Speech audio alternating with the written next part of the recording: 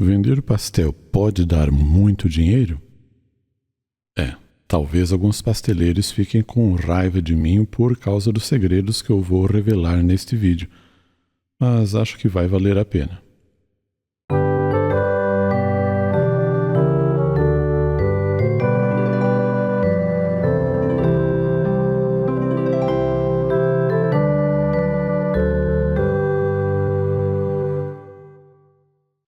Muitas pessoas acompanham esse canal buscando aprender como criar uma nova fonte de renda. Eu vou ensinar em vários vídeos diversas formas de você ganhar dinheiro, aumentar sua renda ou até mesmo começar um novo negócio.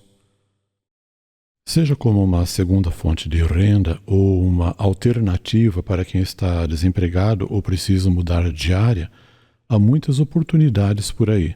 Por isso, já aviso, se você não quer perder nenhum conteúdo, inscreva-se no canal. Hoje quero falar sobre uma dessas formas de renda e contar a história de alguém que teve muito sucesso nesse caminho. Essa pessoa é o Marcelo. Conheci o Marcelo há várias décadas e sua trajetória como pasteleiro traz lições preciosas sobre trabalho, capricho e persistência. Naquele tempo, Marcelo tinha uma perua que usava como sua pastelaria móvel. Ele ia a diferentes pontos da cidade em dias específicos, montava uma barraca simples, colocava o tacho e começava a vender os pastéis. Mas não eram pastéis comuns. Ele fazia questão de preparar a massa em casa, com sua esposa, usando uma receita especial que havia aprendido com um chinês. O segredo do seu sucesso estava em 2 pontos específicos. Um deles é que ele fazia o pastel na frente dos clientes. As pessoas gostavam de ver o pastel sendo feito. Outra era o fato, que eu já mencionei, de que ele fazia a massa do pastel em casa, não era massa comprada. E ele fazia muito bem essa massa. Isso até me lembra Provérbios 22, 29. Você já observou um homem habilidoso em seu trabalho? Será promovido ao serviço real, não trabalhará para gente obscura. Outras traduções, uma que eu conhecia há muito tempo, dizia: viste um homem perito na sua obra, perante reis será colocado, e não entre a plebe. As pessoas gostam de ver a comida sendo preparada. Muitos restaurantes deixam a cozinha visível para o público. E cá para nós, você gostaria de saber como a comida que você come foi feita, não é verdade? Já pensou? Vamos deixar a imaginação viajar um pouco. Como é que você vai saber se o pastel que você está comendo, a massa dele não foi usada como lenço ou usada para enxugar o suor? Eu sei que é ridículo, mas eu me lembro de uma história que minha mãe contou. Ela já faleceu há muitos anos. Mas alguém da família, um parente, não sei quem, tinha ido trabalhar numa padaria por algum tempo. E ele presenciou algumas coisas lá que com certeza fariam qualquer pessoa daquela cidade ou daquela ocasião que soubesse não comer mais pão. Ele diz que 2 coisas que ele viu. Uma, a pessoa com o nariz escorrendo, limpar o nariz daquele jeito meio estranho e voltar a manusear a massa. Ridículo, né? Mas ainda bem que hoje a vigilância sanitária é muito mais exigente. E uma coisa que ele viu, que a mãe até ria quando contava, é que de madrugada, forno a lenha, quente, eles trabalhavam sem camisa e para se divertir de vez em quando, um pegava uma peça de massa e batia com a massa nas costas do outro. Muita gente, no passado, como eu disse, hoje em dia a vigilância sanitária é muito mais séria. Mas muita gente no passado, décadas atrás, já encontrou alguma coisa indecifrável dentro de algum pão.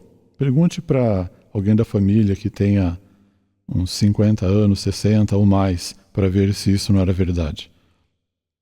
Mas vamos voltar para a história um pouco mais normal.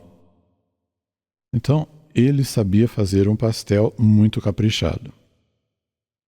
Eu aprendi a fazer pastel com ele, a massa, e eu usei isso no restaurante. E há muitos anos atrás, muitos anos, eu já tive restaurante. E tinha pastel também no restaurante, além refeições e outras coisas. E se vocês se interessarem por saber como fazer essa massa diferente que ele aprendeu com o chinês e me ensinou, posta aí nos comentários. Se tiver muita gente querendo saber, eu posso colocar num dos outros canais. Eu não vou colocar, alguém poderia pensar, ele vai colocar, quem sabe, naquele canal Saúde e Longevidade ao seu alcance? Não, eu não iria colocar lá porque, na verdade, pastel não é exatamente uma comida muito saudável. E o canal Saúde e Longevidade ao seu alcance é mais para você aprender como cuidar da saúde com a comida e até ensinando remédios, tratamentos naturais, coisas assim bem saudáveis. Então não seria muito apropriado colocar isso lá. Mas o que tem? É pecado comer pastel? Não. E se for falar por esse lado, tem muita igreja por aí que faz pastelada para arrecadar dinheiro para alguma campanha de caridade ou alguma coisa. Não estou dizendo que é pecado, que é errado comer pastel. Só estou dizendo que não é muito saudável. Então é preciso ter um pouco de bom senso quanto a isso. Mas se você vai comer um pastel lá uma vez ou outra, não é nenhum crime. E a quantidade de habitantes de uma cidade pode fazer com que o pasteleiro venda muitos pastéis, não é verdade? Mas vamos voltar para a questão. Marcelo era trabalhador. Isso eu posso confirmar. Ele começava cedo. Quando pessoas estavam indo para o trabalho, muitas delas passavam pela banca dele, pela perua, e já comiam pastel antes de ir para o trabalho. O movimento aumentava pouco antes da hora do almoço, até lá por umas 2 da tarde. Aí acalmava um pouco. E aí começava para valer no final da tarde. As pessoas que vinham do trabalho, muita gente parava para comer o seu pastelzinho. E ele vendia bastante. Ele trabalhava muito. E isso me lembra Colossenses 3, versos 23 e 24, a respeito da pessoa fazer com o coração. Ele gostava do que ele fazia e ele fazia com capricho. Então o texto diz, tudo o que fizerem, façam de todo o coração como para o Senhor e não para os homens, sabendo que receberão do Senhor a recompensa da herança. É a Cristo, o Senhor, que vocês estão servindo. Isso vale para todo o trabalho digno e honesto que as pessoas façam de coração. Ele trabalhava bastante. Como eu disse, ele trabalhava o dia todo e ainda quando chegava em casa, à noite, ele ia fazer a massa do pastel para o dia seguinte. E ele sempre fazia muitos quilos de massa, vários quilos de massa, porque ele vendia muitos pastéis. As pessoas gostavam do que ele fazia. Eu vou contar para vocês 2 incidentes que vão mostrar para você como era o resultado, como eram os lucros que ele tinha. Em uma certa ocasião, o motor da perua com a qual ele trabalhava fundiu. Isso era um problema sério, mas o Marcelo nem se importou.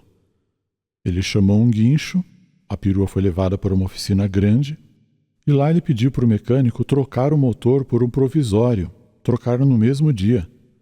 Isso aconteceu no final de uma tarde, e explicou que ele precisava da perua no dia seguinte para trabalhar.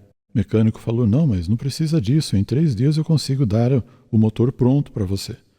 Ele falou, não, você não entendeu. É que nesses 2 dias eu consigo ganhar o dinheiro para pagar o motor inteiro, e eu não vou perder esses dias de trabalho. Daqui a pouco eu vou fazer as contas para você ter uma ideia de qual era o lucro que ele tinha com o pastel. Então aguarde, durante o vídeo você vai saber por que ele fez questão de pagar a retífica do motor completíssima, o motor saiu novo da oficina, pagar para tirar o motor defeituoso, colocar o motor temporário, depois tirar o motor de novo e colocar o motor pronto. Ele preferiu pagar tudo isso e pagar o dinheiro do guincho, porque a oficina era uma oficina grande e o guincho era da oficina também. Só para dar uma prévia, dar um spoiler aqui, sim, naqueles 2 dias ele ganhou o dinheiro necessário para pagar tudo aquilo. Então só por isso você já tem uma ideia de que realmente ele tinha sucesso no trabalho. O resto, os cálculos, daqui a pouco eu vou contar. Outro fato que eu me lembro, uma vez ele precisava de uma máquina de solda para soldar algumas coisas em casa, algum vitrô, alguma coisa, na perua, alguma coisinha desse tipo. E você pensa que ele foi comprar, procurar preço, escolher uma barata, coisas assim? Ah, não foi não. Ele foi numa casa especializada e procurou a máquina de solda mais cara que tinha. Isso aconteceu mesmo. E para ele, pagar aquilo à vista foi fácil. Para você ter uma ideia, naquele tempo, poucos serralheiros que faziam vitrô, porta de ferro, essas coisas, poucos serralheiros tinham uma máquina como aquela que ele comprou só porque ele queria ter uma. Olha só. Vem aí a questão. Quanto dá para ganhar vendendo pastel? A resposta depende de vários fatores, como o ponto onde a pessoa trabalha, o movimento, a qualidade do produto, o atendimento e a clientela. A margem de lucro do pastel varia entre 100% e 400%, dependendo dos ingredientes, do preço final cobrado, essas coisas. Por exemplo, digamos que o custo para produzir um pastel fosse R$1, incluindo massa, recheio, óleo, gás e tudo. Se você vendesse esse pastel por R$5, o lucro bruto seria de 400%. Então, em termos de proporção, você gastou 1 e recebeu 4 de lucro. Entendeu? Mas vamos para a realidade em cima do que aconteceu com o Marcelo. Na verdade, naquela época, o Marcelo estava trabalhando num ponto extremamente movimentado de uma das capitais do Brasil. Antes, ele vendia cerca de 200 pastéis por dia no ponto anterior. E naquele tempo, ele estava vendendo até 400 pastéis por dia. E ele não vendia num preço muito caro, o que seria hoje talvez o equivalente a uns 6 ou 7 reais por pastel. Ele vendia algumas outras coisas também, o que dobrava os lucros que ele tinha. Mas sobre essas outras coisas eu vou falar em outro vídeo. Então, se inscreva no canal para saber quando eu falar mais sobre o que ele vendia. Fazendo alguns cálculos com base no que eu falei, ele lucrava o equivalente a uns R$ 4,20 ou pouco mais por pastel, em dinheiro de hoje. R$ 4,20 vezes 400 pastéis, ele tinha um lucro líquido diário de R$ 1.680. Como eu disse, ele vendia outras coisas também em semelhante proporção, o que dobrava seus lucros. Isso nos ajuda a entender que em 2 dias de trabalho, lembra da história de que ele pediu para colocar outro motor para ele não perder os 2 dias de trabalho?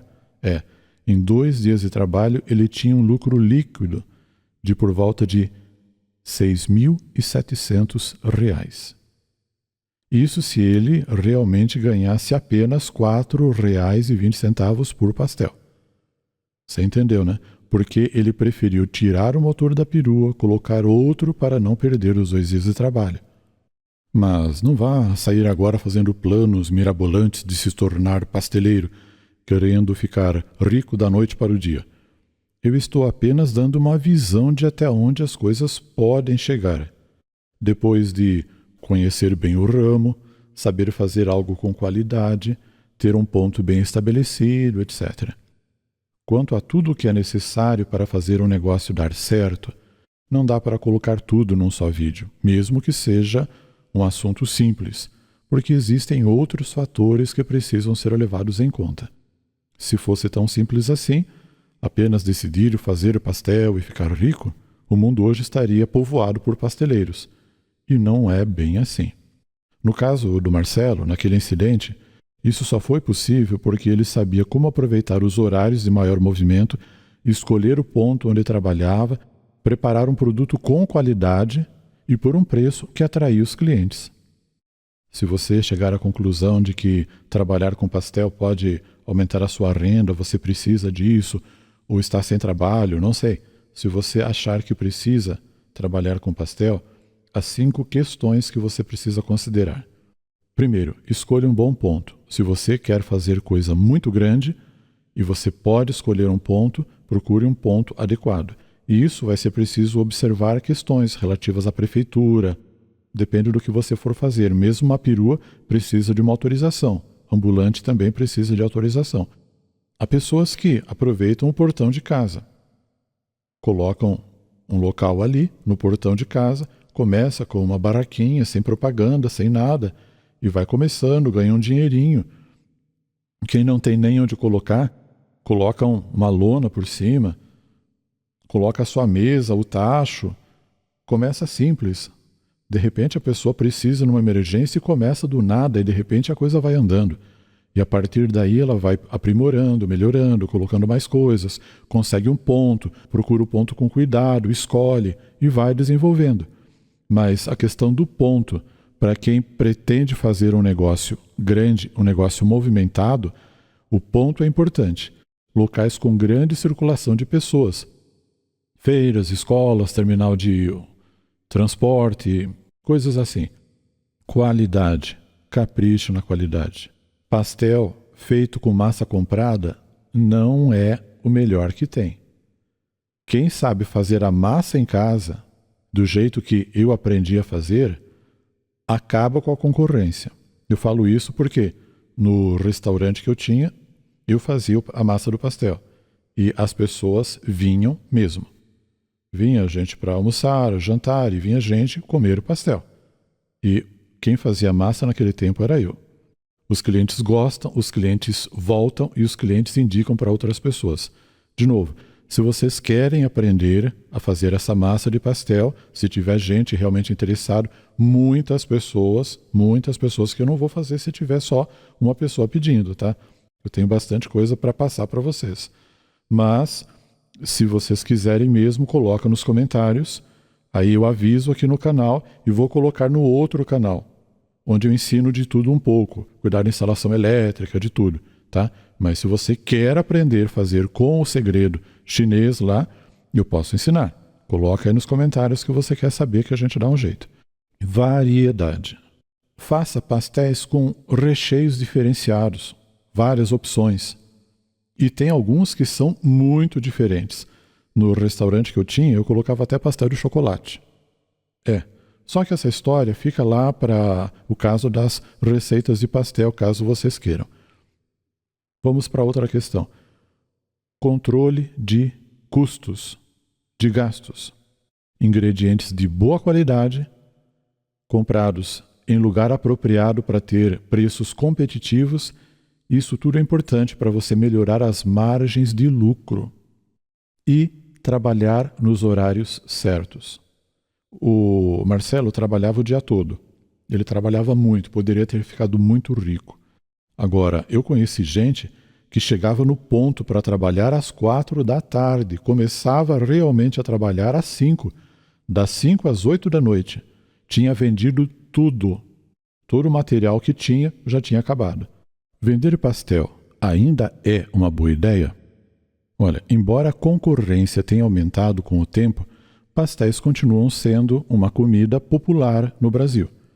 São práticos, saborosos e eles têm um certo apelo emocional para o público. Se você se dedicar, aplicar estratégias inteligentes, fizer tudo bem feito, pode transformar essa atividade em uma fonte de renda bem lucrativa. Você deve estar pensando, nossa, o Marcelo deve estar rico agora, cheio de pastelarias espalhadas por aí, nadando em dinheiro, não é? Infelizmente não é bem assim. E digo isso com muita tristeza, porque o Marcelo é uma pessoa de quem eu gosto muito, mas ele nunca soube administrar o que ganhava ao longo da vida. Marcelo não só fez dinheiro como pasteleiro, mas também teve outras empresas e outras fontes de renda. No entanto, o dinheiro entrava por uma porta e saía por outra porta e pela janela também. Ele ganhava muito, mas gastava muito também e não sabia como usar o dinheiro que ganhava. O resultado final da história do Marcelo mostra uma lição, né? Que não adianta ganhar bem se você não sabe como usar o dinheiro. Sabe, eu vejo muita gente passando necessidade achando que ganhar dinheiro é quase impossível. Pessoas até desempregadas que parece que não conseguem emprego, reclamando da vida. Algumas até desistem antes mesmo de tentar. Um exemplo disso foi um conhecido que, mesmo desempregado há anos, tinha medo de se esforçar e de arriscar. Ele morava em uma rua movimentada, relativamente movimentada, do bairro, e poderia colocar um ponto comercial ali, na porta, no portão. E eu sugeri que ele vendesse pastéis ou algo simples. A resposta foi: eu até já pensei nisso, mas eu precisaria de um trailer que está custando R$7.000 para começar. Que coisa. Isso é visão de galinha. É visão de quem não levanta voo feito águia. Isso é visão de galinha. Fica tudo mais difícil. Fica impossível, é inacessível, não dá. Precisa pedir ajuda para os outros, sei lá o quê. Não é assim. Quem quer mesmo, dá um jeitinho. Nem precisa começar grande. Dá para começar pequeno, sem estrutura sofisticada, e ir crescendo aos poucos. E acaba até lembrando Provérbios 10, verso 4. As mãos preguiçosas empobrecem o homem, porém as mãos diligentes lhe trazem riqueza. Às vezes nem é tanto preguiça, embora para alguns seja preguiça mesmo. Para alguns é falta de garra, de disposição de lutar, de ser um leão, uma leoa. E a diferença entre a águia e a galinha. Quem quer ser galinha tem espaço no galinheiro, né?